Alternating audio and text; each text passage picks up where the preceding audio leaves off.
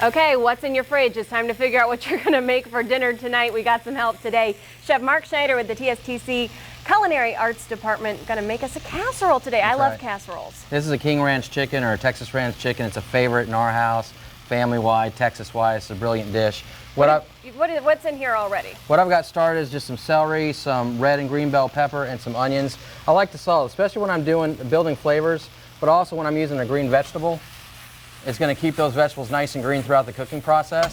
Normally we salt at the end of the cooking, but you're saying do this right at the beginning. Always add flavoring in the beginning and let it build throughout the dish. So what we've got here is these are going to sweat down. We're not trying to get color, just kind of soften them a bit. And I'm going to ask you to hand me the garlic, which is this one right here. I like that you're putting these peppers in there because this is a good way to get kids to eat the vegetables. It is, and it's a nice, tasty dish. They'll never realize it because they'll say, "Dad, it's so great." And I like to add my garlic right at the end because I don't want it to burn. So now that's going. We can go ahead and add our chili powder.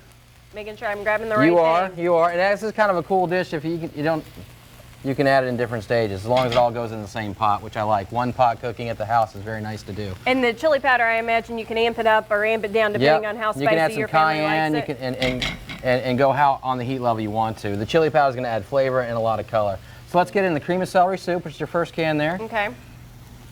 I like it when we're cooking with cans because this is stuff that you can really keep on hand so you can make this whenever. As a chef of trade, I normally don't use cans, but I'm a dad too, and I've got to get dinner as fast as everybody else. So can I have the cream of chicken? Okay. And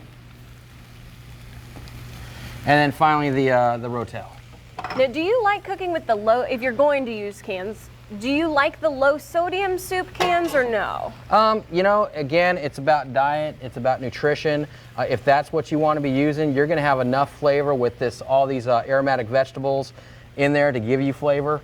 I prefer, the higher sodium and the higher fat content because I'm not there yet.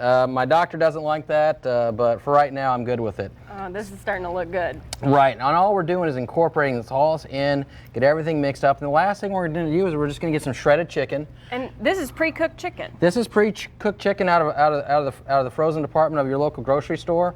We just hand shredded it up to give it more of an authentic flair to it. We're just going to incorporate that in and let it heat just a little bit. It doesn't really have to be too terribly hot at this point because it's all going to bake together. And so far we haven't put any cheese in. So I think King Ranch lots of cheese, but so far no cheese. No cheese. Okay. Actually, the only cheese we're going to put is just to top off the entire casserole. Oh, okay. So we're going to let that cook a little bit, maybe just about 2 or 3 minutes. We're going to get nice and incorporated. And then here's the really easy part. We're just going to use regular corn tortillas.